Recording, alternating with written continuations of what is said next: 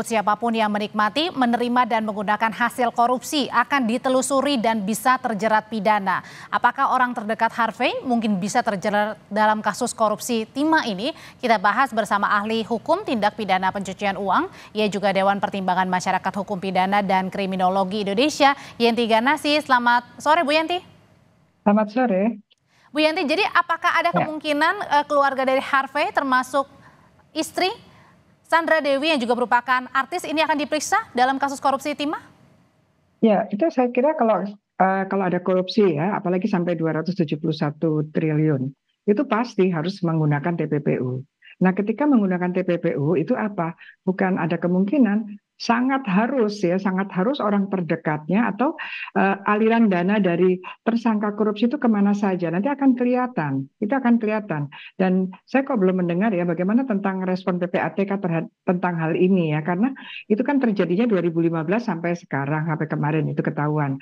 Itu kan aliran dananya masih ada. Nah ini kok belum ada. Jadi nanti bisa Kejaksaan Agung bisa langsung menanyakan kepada yang bersangkutan, yang tersangka ini, Harvey ini, berkaitan dengan rekeningnya. Nanti akan kelihatan dari rekeningnya itu dia mengirim kemana saja atau semua kegiatan-kegiatan dia yang melibatkan transaksinya. Jadi bukan hanya sekedar, kalau korupsi kemarin kan hanya sekedar mendatangin rumahnya, kemudian menggeledah dan kemudian menyita bawa sitaan. Itu korupsinya saja. Tapi kan itu tidak signifikan. Yang paling signifikan adalah uang hasil kejahatan dari 271 triliun entah berapa orang itu kemana saja dan siapa. Yang orang terdekat pasti nomor satu yang akan dimintain keterangan atau termasuk pihak keluarga, istri gitu atau suami ya, misalnya. Betul, pasal 5 itu TPPU pasif itu kan kalau ada misalnya dalam hal ini tindak pidana korupsi, kemudian orang melakukan tindak pidana korupsi, kemudian orang tersangka korupsi itu akan mengalirkan kemana? Mengalirkan itu adalah tindak pidana aktif dari TPPU. Nah, kemudian ada tindak pidana pasif yaitu yang menerima. Dan siapa yang paling potensi menerima? Ya orang terdekatnya termasuk keluarganya, istri atau anaknya. Oke. Bu Yenti, ini kan perannya dari Harvey ini ibaratnya seperti maklar ya Bu ya, pihak ketiga gitu ya. Nah ini sebenarnya untuk mengatur pertambangan ilegal, meminta dana dari pihak-pihak smelter untuk kemudian dibalutnya dengan CSR. Ini sebenarnya apa sih Bu, selain tujuan pribadi untuk menguntungkan diri sendiri, sebenarnya ada lagi nggak tujuan yang ingin disasar dari para tersangka ini dengan pertambangan ilegal?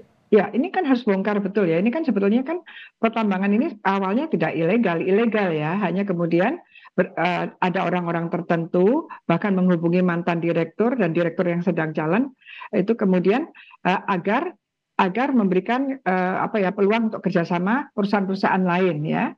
Dan ternyata juga perusahaan itu perusahaan-perusahaan cangkang, perusahaan-perusahaan boneka yang kemudian dengan izin itu mereka melakukan penambangan di luar kawasan yang diizinkan. Jadi perusakan lingkungan hidupnya ini juga akan menjadi masalah karena kan di luar izinnya. Ini ada penambangan liar artinya gitu kan. Belum lagi penambangan yang tidak liar tadi, yang legal tadi.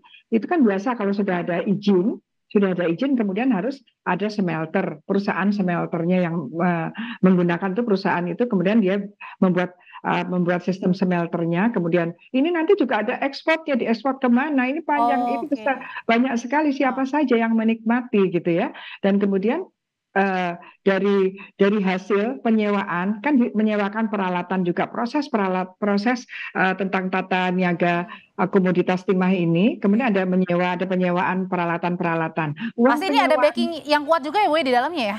Nah itu yang menjadi pertanyaan adalah kok sekian lama kok nggak kelihatan. Ini kejahatan ini adalah kejahatan walaupun pembatasan wilayah yang lebih dari yang diizinkan. Apa iya sih nggak ketahuan gitu ya? Kalau nggak salah itu kan sekitar kerusakannya itu sekitar 4 kali DKI gitu ya. 4 kali DKI itu besar sekali. Sementara Hong Kong saja itu hanya sebesar Jakarta Selatan. Ini luar biasa kerusakan korbannya itu seperti itu. Nah, segitu besarnya seperti itu, kok tidak ada yang curiga? Artinya gini, negara ini kan ada pengawasnya ya, ada mekanisme siapa sih pengawas-pengawasnya, Baik. siapa tuh yang memberikan izin. Bagaimana kalau izin itu kemudian Oke, disalahgunakan jadi atau tidak hanya ya berhenti sampai di 16 tersangka ini ya Bu ya? sangat, kalau Oke, ada TPPU-nya Bu bisa Yenti. jadi dua kali lipat itu Nah, nanti. untuk menelusuri tadi dugaan tindak pidana pencucian uang, tadi kan harus dilihat juga sama keluarga terdekat ya gitu. Nah, tapi Ya. gimana caranya membuktikan antara tindakan TPPU dengan mungkin gaya hidup dari masing-masing tersangka, ya mungkin pelesiran, berpergian ke luar negeri dengan menggunakan pesawat mewah dan lain sebagainya, gimana itu Bu untuk menelusuri mana TPPU dan mana yang uang pribadi? Ini, jadi kan nanti kan dari dia keterlibatan dia dengan korupsi, ini kan baru korupsinya ya kalau nggak salah kan pasal 2, pasal 3, data pasal 11 Undang-Undang Korupsi. Dia dapat uang, gitu kan. Nah, mulai kapan dia terlibat itu?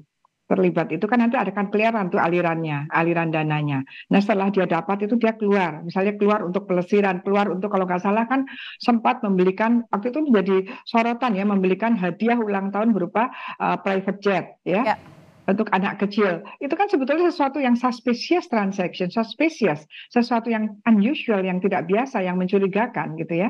Nah ini kelihatannya kita harus mengedukasi masyarakat ya, jangan kita terpukau dengan istilah-istilah bahwa ada yang flexing, kemudian crazy rich dan sebagainya. Kita harus mulai peka, mungkin mekanisme tertentu peka. Ini kok kaya sekali itu Dari dari mana? mana uangnya gitu ya Bu ya? Ya, itu memang mekanisme TPPU adalah seperti itu untuk Baik.